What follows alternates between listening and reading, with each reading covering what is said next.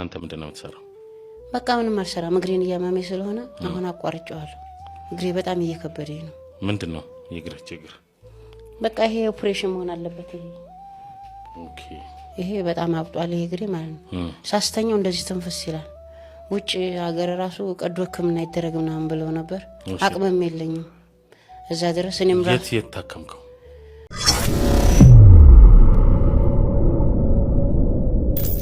ራስ መልእክት የምታስተላልፈው ነገር አለ? ዳይሬክት መልእክት የማስተላልፈው ያው ሁሉ ጊዜ እኔ ወላሂ ያው መቼም ምን ቢ እንደማታሳፈር ስላወቅኩኝ አዲስ አበባ ሐምዛ መጥቶ በቃ በኒዛም እጅ መልበስ አለበት ብዬ ቀጥታ ጠየቅኩት። መርሐባ ብሎ ተቀበለኝና አላህ መርሐባ ይበልህ። አሜን። ሁሉም ሀጃን አላህ ይቀበልህ። አሜን። ያው ኒዛምን አግዙት፣ ከጎኑ እንሁን። እኛ ከጎኑ በሆንበት እግሬ በጣም እየከበደኝ ነው። ምንድነው የእግር ችግር? በቃ ይሄ ኦፕሬሽን መሆን አለበት። ኦኬ። ይሄ በጣም አብጧል ይሄ እግሬ ማለት ነው። ሳስተኛው እንደዚህ ትንፍስ ይላል። ውጭ ሀገር ራሱ ቀዶ ሕክምና ይደረግ ምናምን ብለው ነበር። አቅምም የለኝም እዛ ደቦች አይደለ ቢጠይቁ እንኳን ቤተሰቦች ናቸው እንዳት የተባልኩበት ጊዜ አለ። እስከ ህይወታ ላይ ማረሰው አብረን የተወለድ ነው እንግዲህ ከአንድ እናት ማለት ነው። አሁን በምን ላይ ነው ያለው? ያቺ ሱቅ ምንድን ነች? የማን ሱቅ ነች? ቪዲዮ የምትሰራበት? እሷ ጓደኛዬ፣ እሷ እህቴ ናት። የእሷ ሱቅ ነች? አሁን አንተ ምንድነው የምትሰራው? በቃ ምንም አልሰራም። እግሬን እያመመኝ ስለሆነ አሁን አቋርጬዋለሁ። እግሬ በጣም እየከበደኝ ነው። ምንድነው የእግር ችግር? በቃ ይሄ ኦፕሬሽን መሆን አለበት። ኦኬ። ይሄ በጣም አብጧል ይሄ እግሬ ማለት ነው። ሳስተኛው እንደዚህ ትንፍስ ይላል። ውጭ ሀገር ራሱ ቀዶ ሕክምና ይደረግ ምናምን ብለው ነበር። አቅምም የለኝም እዛ ድረስ። እኔም የት ታከምከው? ታክሜ አላውቅም እኔ። በቃ ማለት ሐኪም ምን የማላ ነው ይቅርታ አድርግልኝ። ዶክተር ነክቶኛል ምናምን ኤሌፋንታሲስ ነው ብለው ነው። ኤሌፋንታሲስ ነው ብለው ቺፌ ነበረ መጀመሪያ። ድሮ በልጅነቴ ትምህርት እየተማርኩ ብር ተዋጥቶ ቦር ወሰዱኝ። ከልጅነት ጀምሮ ነው እንዴ? አዎ። ከዛ እግሩ ይቆረጥ ሲል እኔ አልቆረጥም። ፈጣሪ የሰራውን ሰው እንደጀመረ እንትን ይበል። እኔ ጎኔ ሰው የለኝም። የተንፋቀኩማ እኔ አልበላም ምናምን ብዬት ተውኩት። እዚሁ ያላህ ነገር በጣም ያመኝ ነበር። በጣም እንቅልፍ አልተኛም። ማብሪያት እንዲበርሶልኝ ነበር በቃ አመተኛው። በቃ በእግሬ ውስጥ የሆነ ነገር ይሄድብኛል።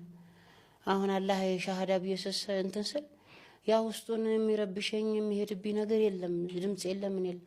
እልም አለ በቃ አሁን እንደ ሰው እራገጣለሁ፣ እንደ ሰው ሄዳለሁ። ግን እብጠቱ እንዳለ ነው። እብጠቱ ጣቶች አሉ እንደዚህ ቁስል ምናምን አለው። ምንም ቁስል የለም። በቃ ደረቅ ነው እንዳንተ ሆኖ እንደዚህ በቃ ንፍት ነው እንጂ ውስጡ ያለው ስሜት ምናምን የለም። ምንም ነገር የለም። ድሮ በጣም ይሰማ፣ አሁን ምንም ነገር የለም። በቃ እንደ ልብ ይሄዳለሁ። ግን ሳስተኛው ግን ቅጥን ይላል፣ እንደዚህ ተንፈስ ይላል፣ ቅጥን ይላል። ሲተኛ እንደዚህ ሳስተኛው ልክ እንደ ንፋፊት እንደሚነፋው ትንፈስ ይላል። እንደዚህ ርቀት ቦታ መሄድ ደግሞ መጓዝ አልችልም። ከዛ መልሶ እንትን ይላል ስብስብ ቢልና እዚህ ቀራሮት አለው። እዚህ በ3 አመት በ4 አመት ይነሳ እዛ ጋር እዚህ ፍርንትቴ ላይ ያ ሲነሳ ደግሞ መሄድ አልችልም። እንደዚህ አጎንብሼ ነው የሚሄደው።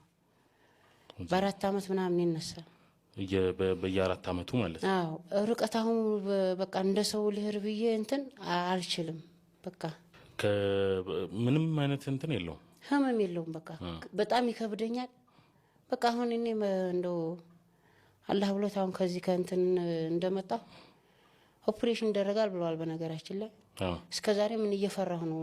ያው በልብስ ሱሪ ስለብስ ራሱ እንደዚህ ቬል እያስተረኩ ነው። ጎንና ጎኑ እየተጨመረ እንደዚህ ወሽመጥ እየገባ ከዛ በቃ ይሄ እግሬ አሁን ወላሂ ባሳይ በጣም እንትን ይልሃል። ይሄ እስከዚህ ድረስ ደህና ነው። ከዚህ በላይ ግን በቃ ልስልስ ያለ ነው። በቃ ይሄ ልስልስ ያለ ነው። ቁስለት የለውም። ግን ጣቶች ደግሞ አሉ። እንደዚህ አድርጌ ባሳይህ ጣቶች አሉ። በቃ አሁን ከዛ ከሀጅ እንደመጣው እንደዚህ ቅርፍት አድርገው እንዲህ ቢያነሱልኝ አሁን የመለ በቃ ወደ ኋላ ያስቀረኝ እግሬ ነው። ቅርፍ ነገር ነው። አዎ በቃ ሰው ሲነግረኝ የሆነ እንደንትን ነገር ነው አሉኝ። እዛ አርቡ ፍሎ ሀየሞክ እንደ ልጋግ ነው። ግን ብዙ ብር ይልሃል እንጂ ይሄ መነሳት የሚችል ነው። ጣቶች እኮ አሉ። ግልብጫ ባሳይ ጣቶች አሉ፣ ጥፍሮች አሉ። 5ቱ እንደ ድንጋይ ነው። በቃ አላህ እንዲህ አድርጎ የጣደብኛል። በተለይ አሁን ከዚህ ከእግርህ ጋር ምናምን ተያይዞ ምንድነው የደረሰብህ ነገር? እግሬ ሽፌ ነበር መጀመሪያ። እና በቃ ሱሪ ሳረግ ራሱ ማለት ነው እግሬ ያዣል። ቺፌ ነበር ዝም ብራሱ ሊህው እያለ የለበስኩት ሱሪ ይረጥብ ነበር። ቺፌ ማለት ያሻክካል፣ ጨረቃ ሲወጣ ይቆስላል። ሱሪህን ደግሞ ጥብቅ ያደርገዋል። ሱሪህን ስታወጣው እንዲህ ስታወጣው ደግሞ ጥብቅ ብሎብህ በስንት ጉ እንደዚህ ያላቀን የምታወጣው። በዛ ላይ ደግሞ እምልህ አሁን ከቤት አልወጣም ነበር። የሆነ ጭራ ነገር ይዤ ቁጭል ነበር ውጭ ላይ ሰውና ለማየት ማለት ነው። በቃ ከሰው ሸሽቼ ማለት ነው። በቃ ብዬ ልንገርህ በቃ ቤተሰቦች ራሱ ማለት ነው ቤተሰቦች አይደሉኝም በል እስከምባል ድረስ ደርሻ እውነቱን ልንገርህ በዚሁ በጤናዬ ማለት ነው። ወላሂ አብረውኝ የተፈጠሩት የኔ ቤተሰብ ግን ሆድ ይሻለው ግን አላህ እሱ የሰራውን እሱ ነው የሚያፈርሰው። እና እንደው ብቻም ብዬ ልንገርህ ማንም በቃ እናቴም በለው ማንም አባባብሽ እንደው ጓደኞቼ ብለው የራቁኝ ተጠየፉ ሁላ የናቁላ ማለት ነው። በቃ ጫማ አርጌውኝ እኔ ደግሞ ወላሂ ቢላህ መነግር ማለት ነው ካላይ ዝችን ያከልና አልጠራጠርም። ቢገለይ ደግሞ እስካሁንም ይገለይ ነበር እንደምድን እርግጠኛ ነኝ። አቋል ጫማ ማርጌውኛል እርግጠኛ ነኝ። ግን አላህ ደግሞ ያንን ፈተና ሲያመጣብህ ያንን ፈተና እስከምችል ድረስ ሰው ጥሩ አይናገርም። አንተን አይቶ እንደዚህ በቃ ፊት ይነሳዋል። በቃ ፊታቸውን እንዲህ ብለው እንትን ይለዋል። አንተ አመመኝ በቃ ተሸከሙ ሊሳተላቸው አንተን አይቶ እንደዚህ ጥይፍ ብለው እንደዚህ የሚሉበት ወቅት አለ ሴቱም ወንዱ።